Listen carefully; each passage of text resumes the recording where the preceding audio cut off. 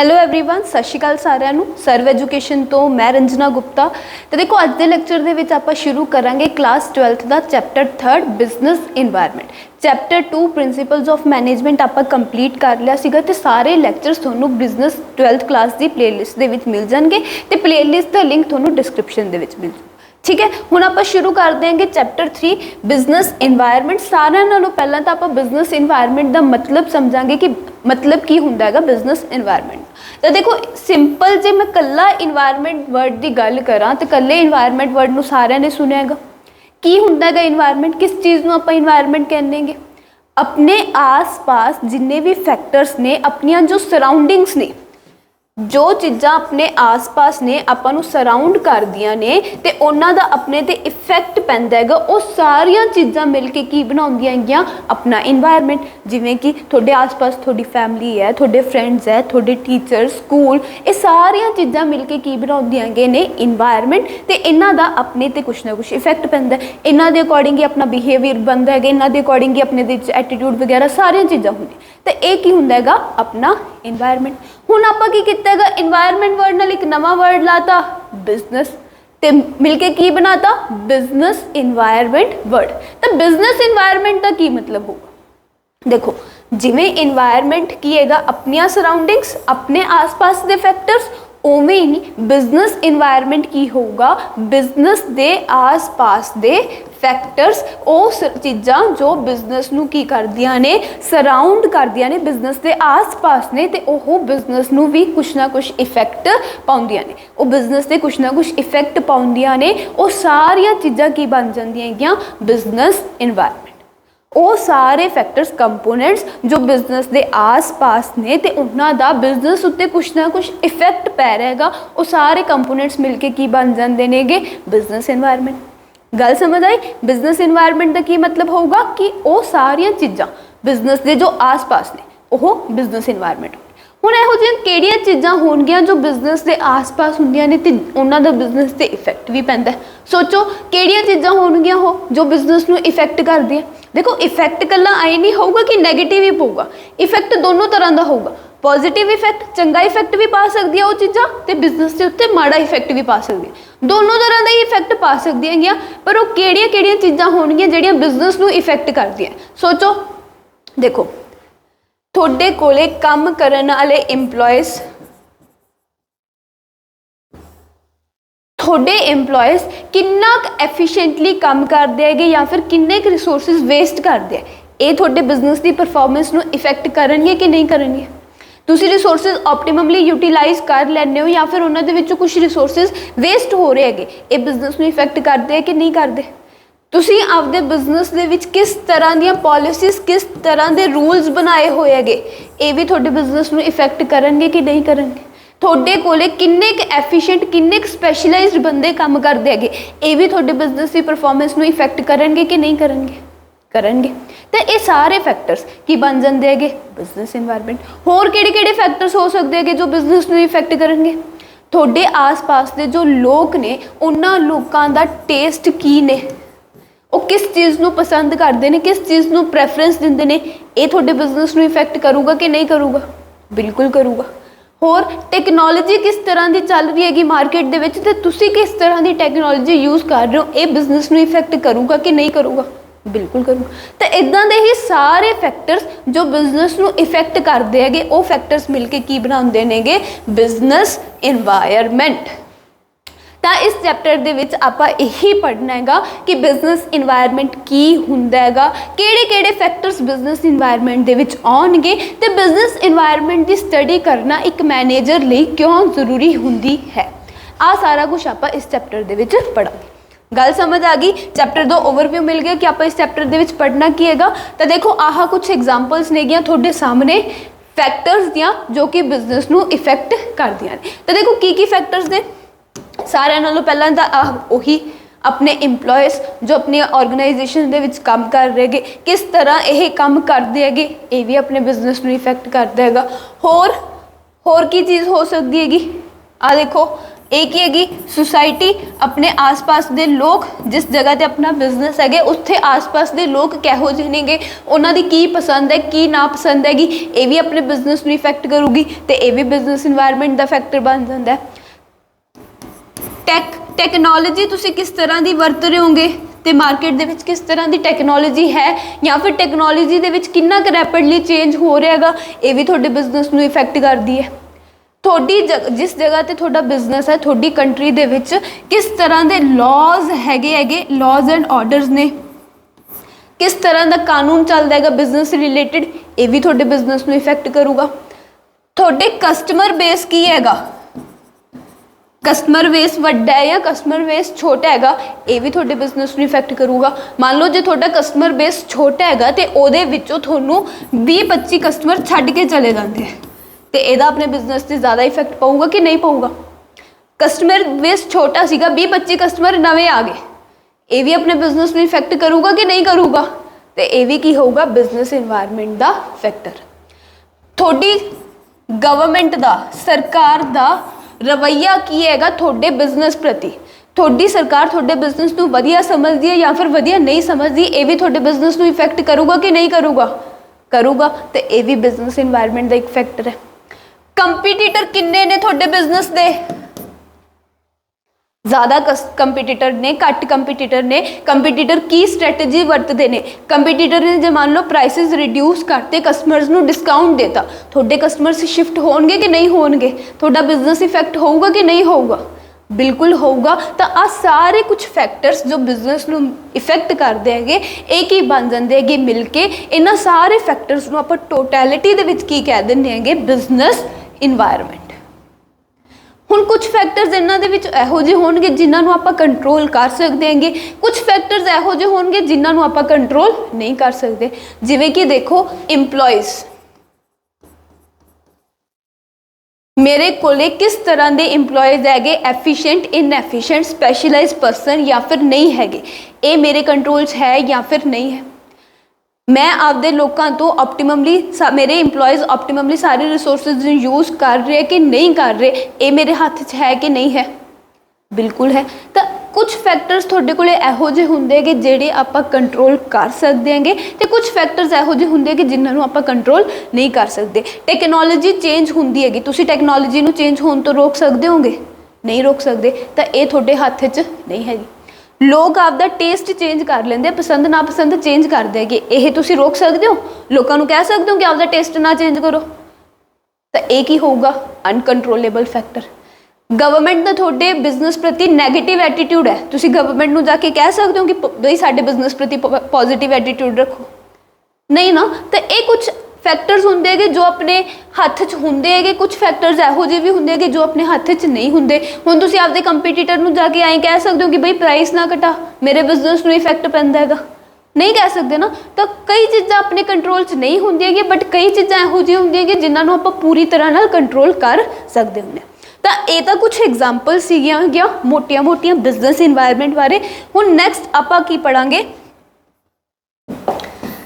Next आपां पहला तो बिजनेस इन्वायरमेंट की आपां नूं डेफिनेशन दी हुई हैगी, ये पढ़ लैंगे। Business environment like any other environment, business environment like any other environment is the sum total of all the factors that surrounds us। यही गल आप समझिए कि business environment की हैगा उन्होंने सारे factors का total हैगा, sum total हैगा जेडे आपां नूं surround करते हैं, आपां नूं surround करते हैं कि मतलब कि business नूं surround करते हैं। In the context of business these factors are employees, ये भी आपां हुणे डिस्कस किया, customers, competitors, government, economic conditions and technology. तो ये की है बिजनेस इन्वायरमेंट किसी भी इन्वायरमेंट की तरह वो फैक्टर्स ने जो अपने आसपास ने, अपने आसपास यानी कि बिजनेस के आसपास ने। तो बिजनेस के कॉन्टैक्स के विच सारे फैक्टर्स किहड़े होणगे, employees, customers, competitors, governments, economic condition, technology वगैरह वगैरह। ਤਾਂ ਹੁਣ ਦੇਖੋ ਇਸ ਚੈਪਟਰ ਦੇ ਵਿੱਚ ਆਪਾਂ ਮੇਨਲੀ ਇਹਨਾਂ ਫੈਕਟਰਸ ਬਾਰੇ ਹੀ ਡਿਸਕਸ਼ਨ ਕਰਨੀ ਹੈ ਕਿ ਕਿਹੜੇ ਕਿਹੜੇ ਉਹ ਫੈਕਟਰਸ ਹੁੰਦੇ ਹੈਗੇ। ਤਾਂ what are the different components of business environment, ਕਿਹੜੇ ਕਿਹੜੇ ਉਹ ਡਿਫਰੈਂਟ ਕੰਪੋਨੈਂਟਸ ਨੇ ਬਿਜ਼ਨਸ ਇਨਵਾਇਰਨਮੈਂਟ ਦੇ ਜਿਹੜੇ ਮਿਲ ਕੇ ਬਿਜ਼ਨਸ ਇਨਵਾਇਰਨਮੈਂਟ ਬਣਾਉਂਦੇ ਨੇ।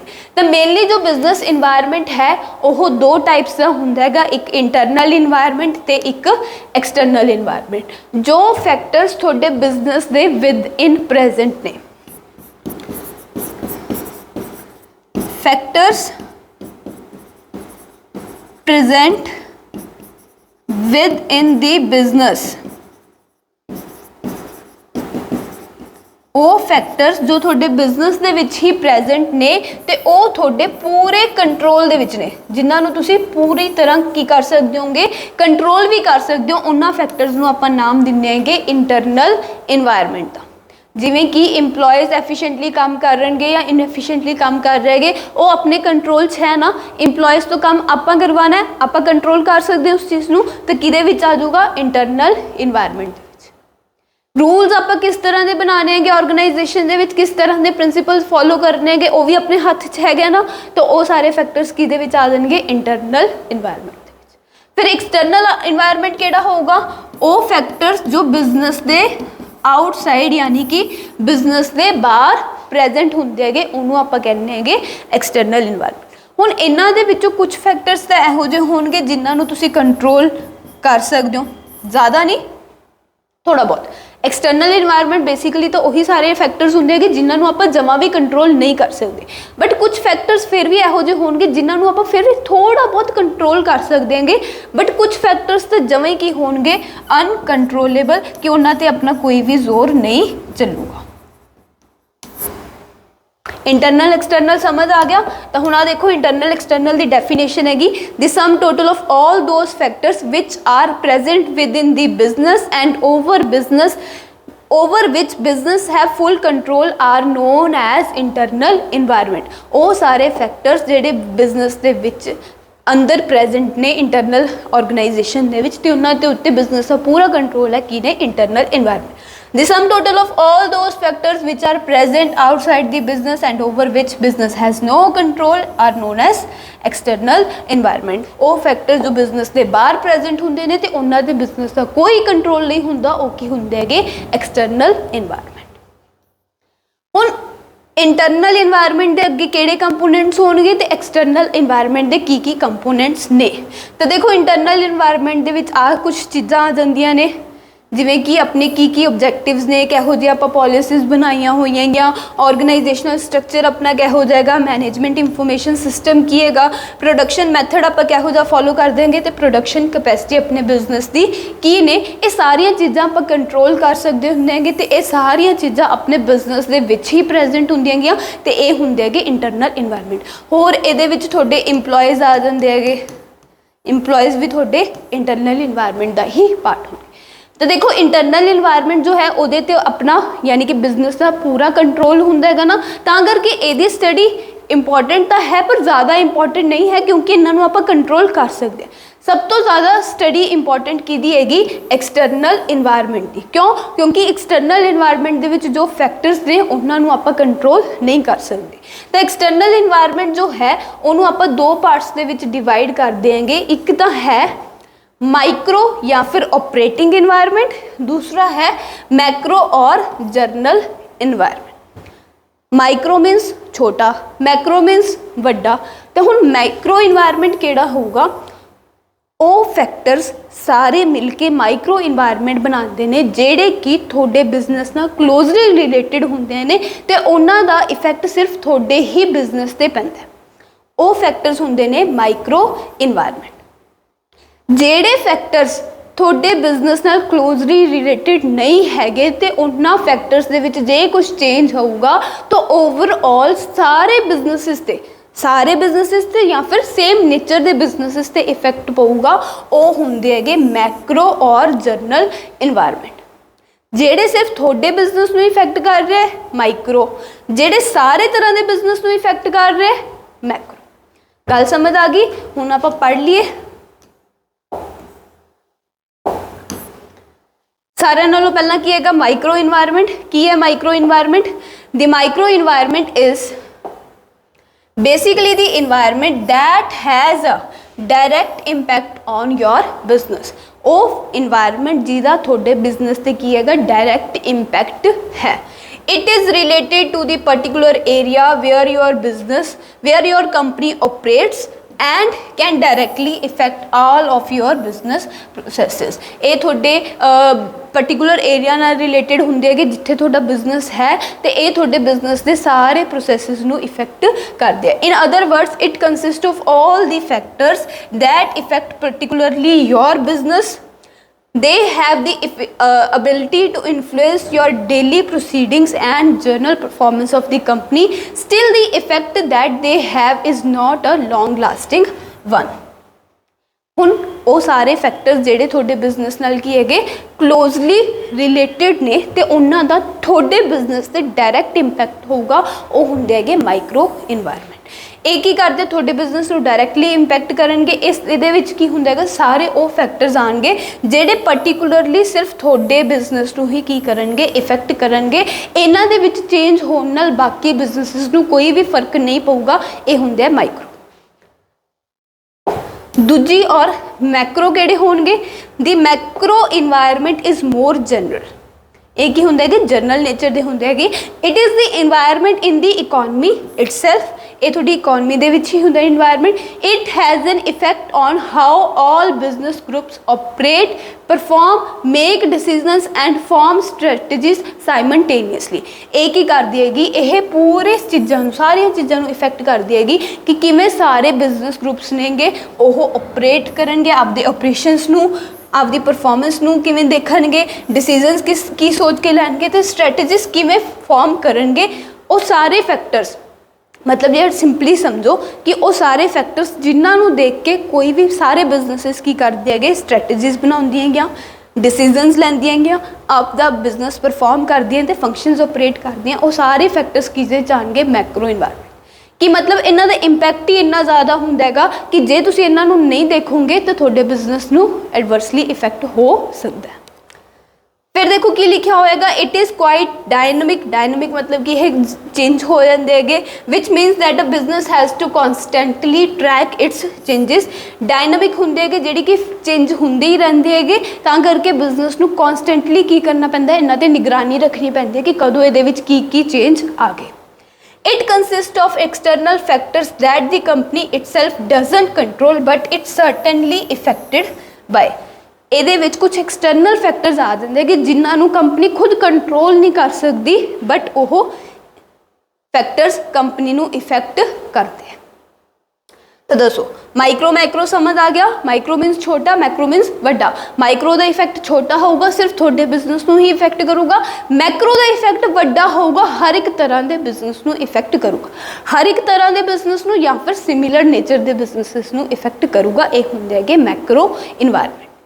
ਲੋਕਾਂ ਦਾ ਟੇਸਟ ਐਂਡ ਪ੍ਰੈਫਰੈਂਸ ਚੇਂਜ ਹੋ ਗਿਆ। ਮੰਨ ਲਓ ਕਿ ਲੋਕ ਪਹਿਲਾਂ ਸੌਫਟ ਡਰਿੰਕ, ਕੋਕ, ਪੈਪਸੀ ਵਗੈਰਾ ਜ਼ਿਆਦਾ ਪਸੰਦ ਕਰਦੇ ਸੀ। ਅੱਜ ਕੱਲ੍ਹ ਲੋਕ ਡਾਈਟ ਕੌਨਸ਼ੀਅਸ ਹੋਣ ਕਰਕੇ ਇਹਨਾਂ ਚੀਜ਼ਾਂ ਨੂੰ ਪਸੰਦ ਨਹੀਂ ਕਰਦੇ, ਜੂਸ ਵਗੈਰਾ 'ਤੇ ਜ਼ਿਆਦਾ ਸ਼ਿਫਟ ਹੋ ਰਿਹਾ। ਤਾਂ ਇਹਦੇ ਨਾਲ ਕੀ ਹੋਊਗਾ? ਕੋਕ, ਪੈਪਸੀ ਸਾਰੇ ਬਿਜ਼ਨਸਿਸ ਇਫੈਕਟ ਹੋਣਗੇ ਤੇ ਜੂਸ ਵਾਲੇ ਵੀ ਸਾਰੇ ਬਿਜ਼ਨਸ ਇਫੈਕਟ ਹੋਣਗੇ। ਜੂਸ ਵਾਲੇ ਸਾਰੇ ਬਿਜ਼ਨਸਿਸ 'ਤੇ ਪੋਜ਼ੀਟਿਵ ਇਫੈਕਟ ਪਊਗਾ, ਕੋਕ, ਪੈਪਸੀ ਵਾਲੇ ਬਿਜ਼ਨਸਿਸ 'ਤੇ ਨੈਗੇਟਿਵ ਇੰਪੈਕਟ ਪਊਗਾ। ਸਾਰੇ ਬਿਜ਼ਨਸਿਸ 'ਤੇ ਇੰਪੈਕਟ ਪਿਆ। ਇਹ ਹੋ ਗਏ ਮੈਕਰੋ ਇਨਵਾਇਰਨਮੈਂਟ। ਕੰਪੀਟੀਟਰ ਨੇ ਪ੍ਰਾਈਸ ਵਧਾਤੇ, ਉਹਦੇ ਨਾਲ ਕੀ ਹੋਊਗਾ? ਕੱਲਾ ਮੇਰਾ ਬਿਜ਼ਨਸ ਇਫੈਕਟ ਹੋਇਆ, ਬਾਕੀ ਬਿਜ਼ਨਸ ਤਾਂ ਨਹੀਂ ਇਫੈਕਟ ਹੋਏ। ਉਹ ਕਿਹਦੇ ਵਿੱਚ ਆ ਜਾਊਗਾ? ਮਾਈਕਰੋ ਇਨਵਾਇਰਨਮੈਂਟ ਦੇ ਵਿੱਚ। ਮੇਰੇ 20 ਕਸਟਮਰ ਆਣੋਂ ਹਟ ਗਏ, ਉਹਦੇ ਨਾਲ ਮੇਰਾ ਬਿਜ਼ਨਸ ਇਫੈਕਟ ਹੋਊਗਾ, ਹੋਰ ਕੋਈ ਬਿਜ਼ਨਸ ਇਫੈਕਟ ਨਹੀਂ ਹੋਊਗਾ। ਕਿਹੜਾ ਇਨਵਾਇਰਨਮੈਂਟ ਆ ਜਾਊਗਾ? Micro environment. ਗੱਲ ਸਮਝ ਆ ਗਈ ਮਾਈਕਰੋ ਮੈਕਰੋ ਦਾ ਡਿਫਰੈਂਸ? ਹੁਣ ਦੇਖੋ ਮਾਈਕਰੋ ਮੈਕਰੋ ਜਿਹੜੇ ਹੈਗੇ ਉਹਨਾਂ ਦੇ ਵੀ ਅੱਗੇ ਕੁਝ ਕੰਪੋਨੈਂਟਸ ਨੇ। ਕੀ ਕੰਪੋਨੈਂਟਸ ਨੇਗੇ ਮਾਈਕਰੋ ਇਨਵਾਇਰਨਮੈਂਟ ਦੇ? ਕੰਪੋਨੈਂਟਸ ਨੇ 5। कस्टमर्स, सप्लायर्स, कंपीटीटर्स, पब्लिक, मार्केट, इंटरमीडिएरीज यानी कि मिडलमैनस।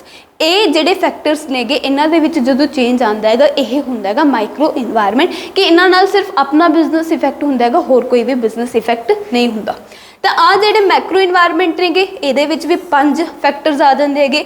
Economic environment, social environment, technological environment, political environment ਤੇ ਲੀਗਲ ਇਨਵਾਇਰਨਮੈਂਟ। ਇਹਨਾਂ ਦੇ ਵਿੱਚ ਜਦੋਂ ਕੁਝ ਵੀ ਚੇਂਜਸ ਹੁੰਦੇ ਹੈਗੇ ਤਾਂ ਉਹਦੇ ਨਾਲ ਆਲਮੋਸਟ ਹਰ ਇੱਕ ਬਿਜ਼ਨਸ ਇਫੈਕਟ ਹੁੰਦਾ, ਤਾਂ ਕਰਕੇ ਇਹ ਕੀ ਨੇ? Macro environment. ਇੰਨੀ ਗੱਲ ਸਮਝ ਆ ਗਈ? ਦੱਸੋ ਕਲੀਅਰ ਹੋਏ ਇੰਨੀ ਚੀਜ਼? ਓਕੇ। ਹੁਣ ਨੈਕਸਟ ਲੈਕਚਰ ਦੇ ਵਿੱਚ ਅੱਜ ਦੇ ਲੈਕਚਰ ਦੇ ਵਿੱਚ ਆਪਾਂ ਇੰਨਾ ਹੀ ਡਿਸਕਸ ਕਰਾਂਗੇ। ਨੈਕਸਟ ਲੈਕਚਰ ਦੇ ਵਿੱਚ ਆਪਾਂ ਡਿਸਕਸ ਕਰਾਂਗੇ ਕਿ ਕਿਵੇਂ ਆਹ ਮਾਈਕਰੋ ਵਾਲੇ ਫੈਕਟਰਸ ਬਿਜ਼ਨੈਸਿਸ ਨੂੰ ਇਫੈਕਟ ਕਰਦੇ ਆ, ਕਸਟਮਰਸ ਦਾ ਇਫੈਕਟ ਕਿਵੇਂ ਪਊਗਾ, ਸਪਲਾਇਰਸ ਦਾ ਇਫੈਕਟ ਕਿਵੇਂ ਪਊਗਾ, ਕਿਉਂ ਇਹ ਮਾਈਕਰੋ ਇਨਵਾਇਰਨਮੈਂਟ ਦੇ ਵਿੱਚ ਆਉਂਦੇ ਹੈਗੇ, ਤੇ ਮੈਕਰੋ ਇਨਵਾਇਰਨਮੈਂਟ ਦੇ ਜੋ ਫੈਕਟਰਸ ਨੇ ਇਹਨਾਂ ਦੀ ਵੀ ਡਿਟੇਲ ਸਟੱਡੀ ਆਪਾਂ ਕਰਾਂਗੇ। ਦੇਖੋ ਮੈਕਰੋ ਇਨਵਾਇਰਨਮੈਂਟ ਦੇ ਜਿਹੜੇ ਆਹ 5 ਫੈਕਟਰਸ ਨੇ ਇਹ ਨੇਗੇ ਸਾਰਿਆਂ ਨਾਲੋਂ ਇੰਪੋਰਟੈਂਟ ਇਸ ਚੈਪਟਰ ਦੇ ਵਿੱਚ, ਤਾਂ ਇਹਨਾਂ ਨੂੰ ਸਮਝਣਾ ਧਿਆਨ ਨਾਲ ਬਹੁਤ ਜ਼ਰੂਰੀ ਹੈਗਾ ਆਪਣੇ ਵਾਸਤੇ। ਇਹ ਚੀਜ਼ਾਂ ਆਪਾਂ ਡਿਸਕਸ ਕਰਾਂਗੇ ਨੈਕਸਟ ਲੈਕਚਰ ਦੇ ਵਿੱਚ। ਇਹਨਾਂ ਜੇ ਤੁਹਾਨੂੰ ਸਮਝ ਆ ਗਿਆ ਤਾਂ ਠੀਕ ਹੈ, ਆਪਣੀ ਬੁੱਕਸ ਦੇ ਵਿੱਚੋਂ ਇੰਨਾ ਟੌਪਿਕ ਪੜ੍ਹ ਲਿਓ। ਨੈਕਸਟ ਲੈਕਚਰ ਦੇ ਵਿੱਚ ਆਪਾਂ ਆਹ 2 ਟੌਪਿਕ ਕਵਰ ਕਰ ਲਾਂਗੇ। Thank you so much, have a good day.